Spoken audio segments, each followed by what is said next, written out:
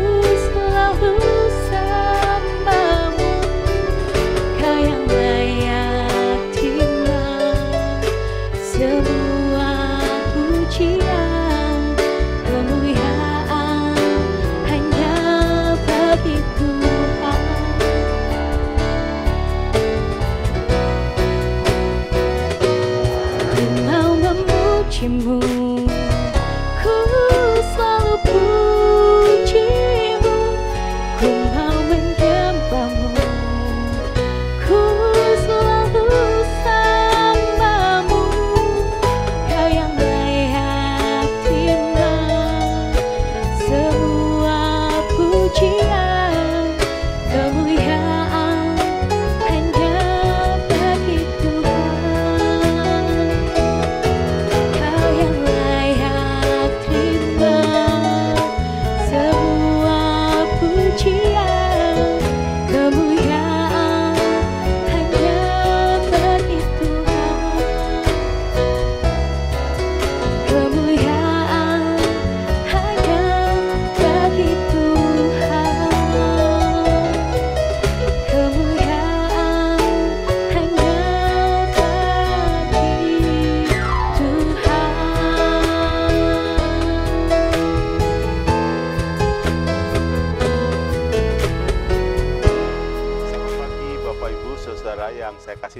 Yesus Kristus, selamat datang di kapel virtual ibadah Rumah Sakit Baptis Batu. Hari ini kita bersyukur pada Tuhan karena Tuhan menolong Bapak Ibu dan terutama saya dari kota Bandung bisa hadir di rumah sakit ini untuk suatu tugas bertemu dengan beberapa saudara-saudara di rumah sakit ini. Kami berterima kasih atas doa-doa saudara-saudara dan saudara juga harus pasti bahwa Yayasan Rumah Sakit Baptis berdoa untuk saudara di Rumah Sakit Baptis Batu. Yayasan Rumah Sakit Baptis terus memperhatikan dan mendukung semua pekerjaan pelayanan di Rumah Sakit Baptis Batu Malang ini. Kita bersyukur dan hari ini saya ingin membagikan satu bagian dari firman Tuhan yang saya ambil dari dua bagian di Perjanjian Baru dan Perjanjian Lama. Mari kita berdoa bersama-sama. Bapa Surgawi, biarlah firman Tuhan yang kami dengar memberi kepada kami satu perspektif kekekalan. Kami berdoa Allah Roh Kudus membantu dan memimpin kami semua. Dalam nama Tuhan Yesus kami berdoa, amin. Ada dua ayat yang penting ketika kita memikirkan tema tentang sukacita. Ketika kita memikirkan tema tentang sukacita, ada dua ayat ini bagi saya ayat yang menolong kita untuk memikirkan tentang sukacita. Satu dari Perjanjian Lama, satu dari Perjanjian Baru. Dari Perjanjian Lama, Amsal 17 ayat 22 berkata, hati yang gembira adalah obat yang manjur, tetapi semangat yang patah mengeringkan tulang. Hati yang gembira adalah obat yang manjur, tetapi semangat yang patah mengeringkan tulang. Dalam kebiasaan orang Ibrani, hati itu adalah pusat pengambilan keputusan seseorang. Hati adalah pusat jiwa, hati adalah pusat logika, hati adalah orang dapat mengambil keputusan karena pertimbangan hati. Saudara dan saya ketika kita memikirkan hati adalah pusat hidup seseorang, artinya orang itu harus sungguh-sungguh berkata bahwa saya harus menjaga hati saya. Seperti Amsal 4 ayat 23, jagalah hatimu dengan segala kewaspadaan, karena dari situlah terpancar kehidupan. Dua ayat dari kitab Amsal ini saja sudah mengajarkan kepada kita bahwa hati kita itu adalah pusat kehidupan kita.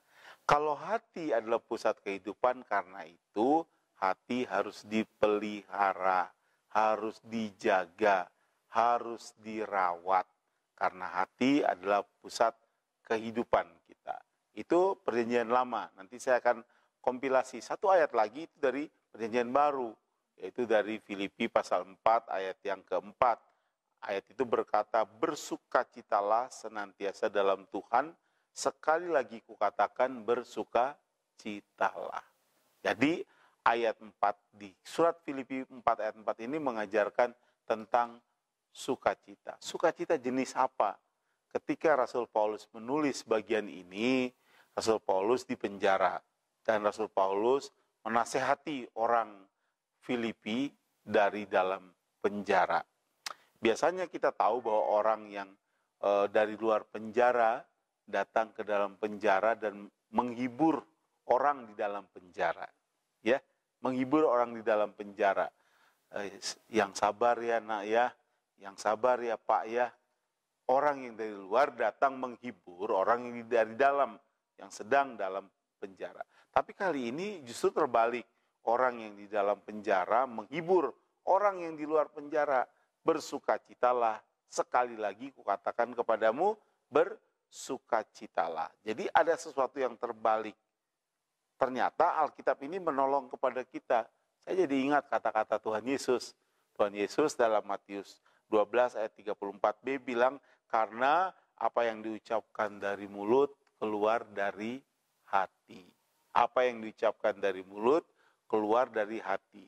Dari sini kita belajar bersama-sama saudara-saudara dari dua ayat ini.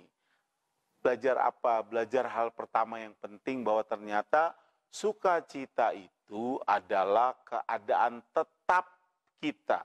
Keadaan tetap hati kita. Jadi sukacita itu tidak sama dengan keadaan gembira. Sukacita itu tidak sama juga dengan keadaan pesta atau senang atau dapat bonus atau dapat kenaikan promosi. Sukacita itu seringkali terkait dengan keadaan tetap kita. Suatu kali murid-murid Yesus datang kepada Yesus, "Guru, wah, setan-setan itu takluk dalam namamu." Kata Tuhan, ya janganlah bersukacita karena setan-setan itu takluk. Tapi bersukacitalah karena namamu tercatat dalam kitab kehidupan. Namamu tercatat dalam kitab kehidupan. Itulah yang saya sebut sebagai keadaan tetap. Bersukacitalah karena keadaan tetap kita. Ketika saudara bersukacita karena keadaan tetap, sukacita itu akan tetap terpelihara sekalipun situasi-situasi di luarnya tidak mendukung sukacita saudara. Situasi-situasi di luar saudara tidak mendukung sukacita. Contohnya, orang yang di dalam penjara malah menyampaikan ke orang yang di luar penjara, bersukacitalah. Saudara mengerti bagian itu. Jadi keadaan tetap kita, keyakinan kita. Saudara, bagian ini bagian yang begitu penting untuk kita. Hal kedua yang saya ingin sampaikan, kalau sukacita adalah keadaan tetap kita, jangan lupa juga bahwa sukacita saudara itu tidak dapat dicuri. Keadaan tetap saudara tidak dapat dicuri. Karena sukacita itu adalah keadaan tetap saudara, akan iman percaya saudara, sukacita saudara itu tidak dapat dicuri. Tapi begini saudara, dalam kenyataannya ada pencuri-pencuri sukacita. Apa pencuri-pencuri sukacita? Pencuri-pencuri sukacita itu adalah misalnya penyakit. Penyakit bisa menjadi pencuri sukacita kita. Saudara lihat, saudara bisa lewat suatu gereja pada hari Minggu. Gereja itu sepi. Gereja itu senyap. Tidak ada suara lagu. Tidak ada suara alat musik. Seolah-olah gereja itu tidak lagi bersukacita. Dalam era pandemi ini di seluruh dunia, tidak ada rumah ibadah yang menunjukkan sukacita. Lagunya semua ada lagu muram, seperti lagu kematian. Seolah-olah tidak ada sukacita. Tapi saudara, jangan lupa bahwa sukacita itu keadaan tetap. Sehingga memang sekalipun ada sakit penyakit yang bisa mencuri kita, tapi sakit penyakit itu tidak dapat mencuri keadaan tetap saudara. Sukacita saudara di hati saudara yang dalam, walaupun di dalam keadaan sulit, kata Raja Daud, aku melayangkan mataku ke gunung-gunung. Dari manakah datangnya pertolonganku? Pertolonganku ialah dari Tuhan yang menjadikan langit dan bumi. Jadi saudara dan saya, sukacita tetap saudara mungkin bisa dicuri oleh penyakit, tapi tidak dapat diambil dari saudara. Sementara saudara kehilangan, tetapi saudara iman kepada Tuhan Yesus Kristus tetap di hati saudara. Sukacita saudara tidak dapat dirampas, karena Tuhan bilang, apa yang sudah jadi milikku tidak dapat dirampas dari tanganku. Sukacita saudara tidak dapat dirampas. Pertanyaan saya, bagaimana ketika saudara merasa sukacita saudara bisa dirampas? Saya ingin menyampaikan bagian ini sebagai penutup dari topik tentang sukacita. Kalau sukacita itu adalah keadaan tetap, keadaan iman saudara, sukacita itu tidak dapat dirampas dari saudara. Dan saran praktis saya demikian. Ketika ada perasaan-perasaan negatif, ketika ada situasi-situasi yang sulit yang datang kepada saudara, saudara dapat menerapkan ini. Ketika ada perasaan negatif itu datang, contohnya saudara diomongin sama orang. Orang yang menjelek-jelekan saudara kepada orang lain, itu merampas, membuat saudara, kegembiraan saudara hilang. Tapi sukacita saudara tidak boleh hilang. Karena saudara diajar oleh Tuhan harus mengampuni, ampunilah orang yang membuat saudara terganggu karena omongan-omongan yang tidak baik. Saudara harus berpikir 4 hal ini. Pertama, ketika ada perasaan negatif datang, ketika ada pencuri sukacita saudara datang, ketika saudara diomongin yang tidak enak, ketika saudara mengalami satu sikap yang tidak baik dari seorang teman, berhenti dahulu. Jangan merespon terlalu cepat, berhenti dahulu. Stop. Setelah saudara berhenti, berpikirlah. Think. Pikir, kenapa ya dia melakukan sesuatu itu kepada saya? Saudara berpikir, jangan bereaksi, tapi berpikir, mendalam, merenungkan. Lalu lakukan satu penilaian, assessment. Jadi stop, think assessment. Nilailah segala sesuatu. Jangan-jangan ada ucapan saya yang salah yang membuat kawan saya itu melakukan satu omongan atau perilaku yang tidak sedap. Setelah saudara menilai segala sesuatu, mengakses segala sesuatu, baru saudara merespon. Jadi, responlah sesuatu secara seimbang. Karena sesuatu yang datang dari luar hidup saudara, ada sesuatu yang lemah. Apa saja yang datang dari luar, jabatan itu lemah. Uang lemah. Walaupun punya kekuatan, tapi lemah. Penyakit lemah. Semua hal yang datang dari luar diri kita, lemah. Yang kuat adalah sesuatu yang datang dari dalam diri kita. Apa yang dari dalam diri kita? Yaitu hatimu, yaitu imanmu dan pikiranmu. Jadi ada dua hal yang bisa saudara kuasai, tidak dapat dirampas oleh orang lain. Apa itu? Kepercayaan dan pikiran. Kepercayaan saudara dan pikiran saudara tidak dapat dirampas oleh orang lain. Itulah kekuatan saudara. Ya, ketika saudara memiliki keyakinan yang kuat akan Tuhan yang menentukan hidup saudara hari ini maupun besok, saudara juga akan kuat menghadapinya. Dalam keadaan gelombang, dalam keadaan pandemi, dalam keadaan new normal atau tidak normal, dalam keadaan apapun, ketika itu ada dalam pikiran saudara, aku kuat karena Tuhan menolong aku, maka saudara akan tetap bersuka cita. Jadi secara praktis, terapkanlah bagian ini. Yang kuat bukan situasi di luar saudara, tapi ada di dalam diri saudara. Itu sebabnya orang yang di dalam penjara seperti Rasul Paulus bilang, bersukacitalah. Kukatakan sekali lagi, bersukacitalah. Karena keadaan tetapmu. Orang mau ngomong apapun, kalau engkau bisa mempertanggungjawabkan hidupmu sendiri, kamu akan enteng menghadapi hidup ini. Bukankah begitu, saudara? Mari kita berpikir bahwa sukacita itu adalah keadaan tetap. Sukacita itu tidak dapat dirampas dari hidup saudara. Ketika saudara tenang, ada sesuatu yang jelek terjadi dalam hidup saudara, pikirkanlah 4 hal itu secara praktis. Stop, jangan bereaksi. Think, pikir sesuatu. Assessment, menilai segala sesuatu. Dan baru merespon. Pasti responnya respon yang baik. Responnya respon yang positif, yang tidak reaksional dan emosional, tapi respon yang objektif dan respon yang membimbing dan peduli seperti rumah sakit kita menjadi rumah sakit yang ingin mengembangkan kepedulian. Selamat pagi saudara, Tuhan Yesus memberkati. Bapa di surga, kami berdoa untuk semua saudara kami di Rumah Sakit Baptis Batu Malang ini, berkati dan pimpin hidup mereka supaya mereka dapat bekerja, berkarya di rumah sakit ini dan dapat menjadi terang dan garam bagi sesama mereka. Berkati direktur dan semua karyawan di rumah sakit, semua struktural di rumah sakit, dan juga para dokter dan perawat. Tuhan pimpin hidup mereka. Dalam nama Tuhan Yesus kami berdoa. Haleluya. Amin. Mari kita bersatu dalam doa. Puji syukur dan terima kasih Tuhan untuk segala kebaikan, kemurahan Tuhan di dalam kehidupan kami. Hingga saat ini Tuhan, dengan segala keberadaan kami. Saat ini Tuhan, kami rindu untuk menaikkan doa-doa syafaat kami di hadapan Tuhan. Kami berdoa buat pelayanan Rumah Sakit Baptis Batu di mana Tuhan sudah tempatkan kami untuk melayani.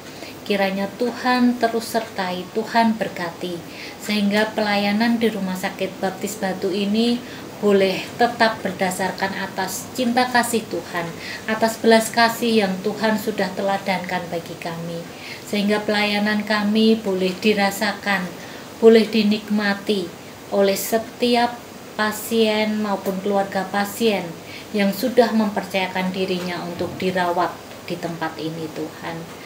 Kami terus berdoa Tuhan untuk Rumah Sakit Baptis Batu ini Tuhan. Kami mohon biarlah hikmat bijaksana Tuhan senantiasa ada atas jajaran direksi, manajer, kabak, kainstal, juga setiap kami semua yang ada di rumah sakit ini Tuhan.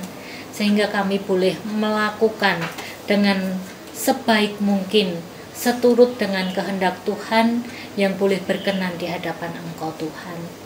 Bapa, kami terus berdoa Tuhan, kiranya Tuhan juga yang akan terus sertai rumah sakit ini untuk semakin berkembang, semakin menjadi berkat bagi lingkungan sekitar maupun Malang Raya ini Tuhan. Bapa, kami juga terus Tuhan berdoa bagi setiap anak-anak Tuhan yang ada di tempat ini, di rumah sakit ini, setiap karyawan maupun keluarga besarnya. Biarlah hikmat, damai sejahtera yang dari Tuhan boleh senantiasa menaungi kami semua. Bapa, kami bersyukur untuk anugerah Tuhan bagi rumah sakit ini, untuk Tuhan percayakan bagi kami di dalam pelayanan untuk melayani setiap pasien-pasien yang sudah Tuhan kirimkan. Kami rindu Tuhan untuk mereka pun beroleh pemulihan kesehatan, mereka boleh disembuhkan Tuhan karena kuasa-Mu. Demikian juga Tuhan, kami terus berdoa untuk Kota Batu ini Tuhan. Kiranya Kota Batu boleh terus menjadi kota yang kondusif, kota yang aman, kota yang damai. Kiranya Engkau terus memberkati wali kota kami, Engkau memberkati pemerintahan di Kota Batu ini. Demikian juga kami berdoa buat Indonesia Tuhan. Kami percaya pimpinan Tuhan terus ada atas bangsa ini, sehingga stabilitas politik, keuangan, juga keamanan boleh tetap terjaga di Indonesia ini Tuhan. Kami mohon Tuhan, biarlah Engkau terus pimpin atas presiden kami, wakil presiden, juga setiap aparat pemerintahan yang ada Tuhan. Kami percayakan semuanya ke dalam kuasa-Mu. Kami percaya Tuhan, Engkaulah pemimpin atas bangsa ini. Demikian juga di dalam program untuk vaksin Tuhan yang akan didatangkan, yang akan didistribusikan, kiranya Tuhan ikut campur tangan, sehingga vaksin boleh segera tersebar dan bahkan bisa dimanfaatkan dengan maksimal Tuhan, sehingga bangsa ini boleh segera terbebas dari pandemi virus corona ini. Tuhan, inilah kerinduan kami atas bangsa ini Tuhan. Juga untuk rencana pilkada, kami percaya Tuhan juga akan tuntun, Tuhan yang akan terus pimpin sehingga boleh tetap aman bangsa kami ini Tuhan. Bapa yang baik, inilah menjadi doa dan permohonan kami. Inilah yang menjadi ucapan syukur kami. Biarlah damai sejahtera Allah senantiasa menaungi setiap kami, anak-anak-Mu, karyawan dan keluarga besar Rumah Sakit Baptis Batu. Hanya di dalam nama-Mu Tuhan Yesus kami berdoa dan mengucap syukur. Amin. Hai Sobat Baptis, berjumpa lagi dengan saya Dr. Oi dalam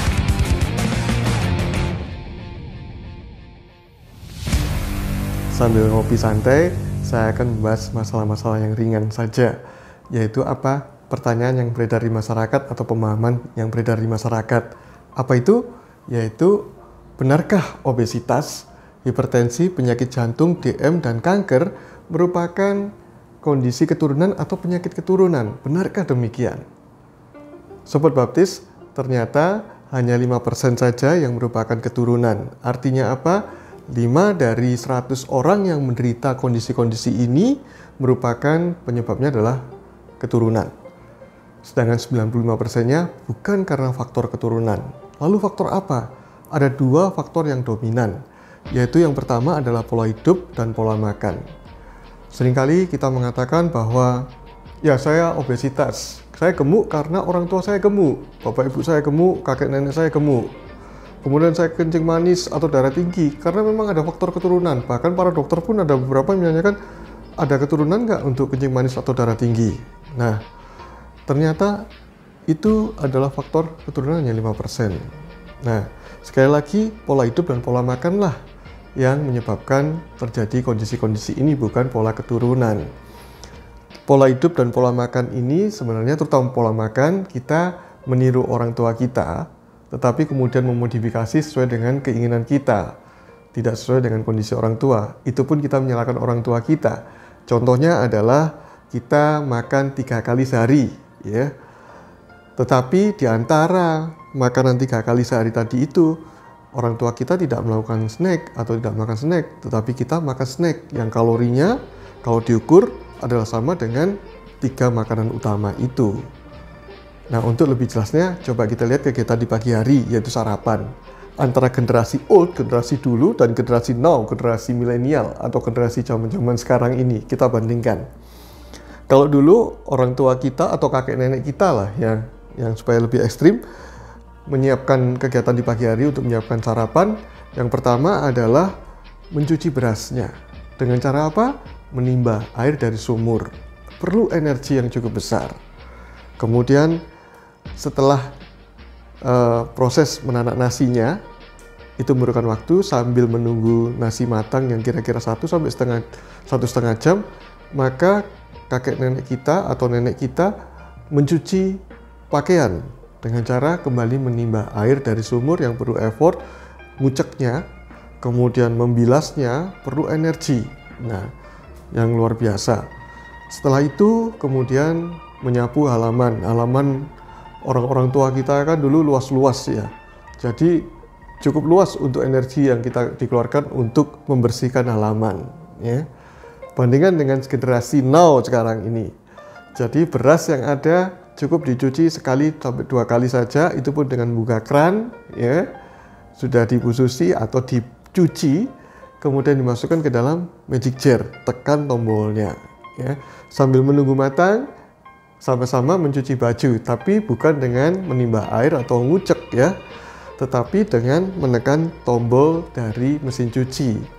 Tekan tombol, bahkan ada yang otomatis, tidak perlu ditunggu lagi. Jadi ya, gak ada kegiatan, santai sambil menunggu makanan matang, nonton TV, lihat berita sambil duduk-duduk, kemudian ngemil roti atau snack-snack yang lainnya. Ingat, kalorinya juga bisa dikatakan sama dengan jumlah kalori dari sarapan. Sehingga pagi itu generasi now atau generasi sekarang makanya 2 kali sarapan di pagi hari dibandingkan dengan kakek nenek kita. Karena itu timbullah penyakit-penyakit ini pada usia-usia yang relatif muda. Kalau dulu kakek nenek kita usia 50, 60 baru terjangkit penyakit-penyakit itu, sekarang 30 bahkan di bawah 20 sudah terjangkit itu. Karena itu yang penting adalah bukan karena keturunan, dan itu bisa diubah dengan pola hidup yang sehat dan pola makan yang baik. Nah, Sobat Baptis semuanya, jadi kita tidak boleh lagi mengatakan bahwa ini karena keturunan.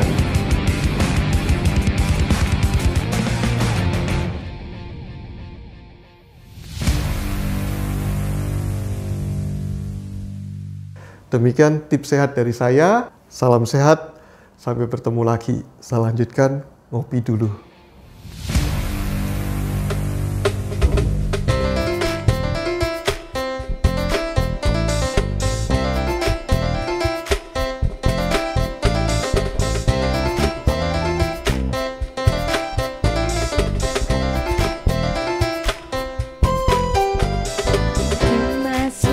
Cita sudah, itulah kekuatan bagi jiwa. Ku dapat rasakan kasih-Nya di tengah badai yang bergelora. Terima sukacita sudah, itulah kekuatan bagi jiwa. Ku dapat saksikan kuasa-Nya di tengah badai yang bergelora. Haleluya, Kau ada dalam hatiku, takkan patah semangatku, takkan hilang kekuatanku. Haleluya, ku mau bersorak bagimu, sukacita sudah nyata penuhiku.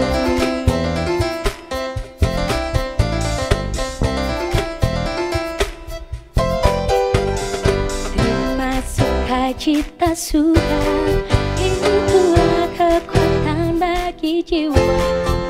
Ku dapat rasakan kasih-Nya di tengah badai yang bergelora. Haleluya, Kau ada dalam hatiku,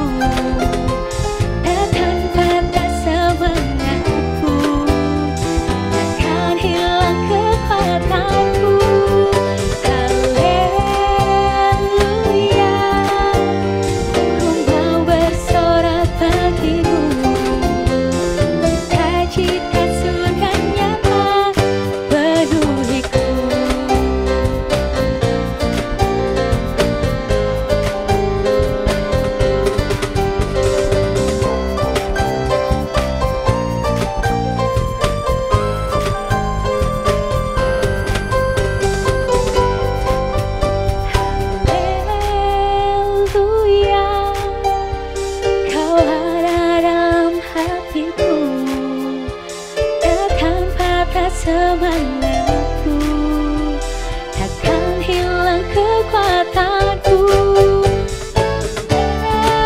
Aku yang kau ada dalam hatiku, takkan patah semangatku, takkan hilang kekuatanku.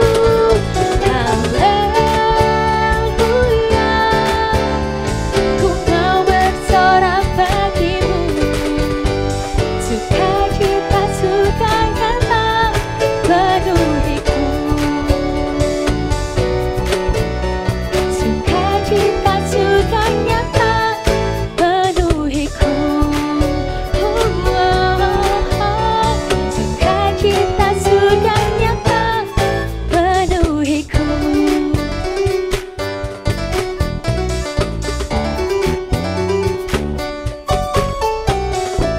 Luar biasa kasih Tuhan dinyatakan dalam kehidupan kita. Sukacita yang tanpa batas disediakannya bagi setiap kita, tidak mengenal situasi dan kondisi. Itu sebabnya mari dalam pelayanan yang Tuhan sediakan bagi kita saat ini, kita terus semangat untuk bersukacita di dalam Tuhan. Dan kita meyakini, kita percaya bahwa di balik sukacita itu ada berkat rohani yang Tuhan sudah percayakan kepada kita, membuat kita semakin memuliakan Tuhan, membuat kita semakin menjadi berkat, dan membuat kita semakin sehat. Selamat melayani seluruh Civitas Hospitalia Rumah Sakit Baptis Batu dengan membawa berkat dari Allah Bapa, cinta kasih di dalam Tuhan kita Yesus Kristus, dan persekutuan serta penyertaan dalam kuasa Roh Kudus. Di dalam nama Tuhan Yesus, kita sekalian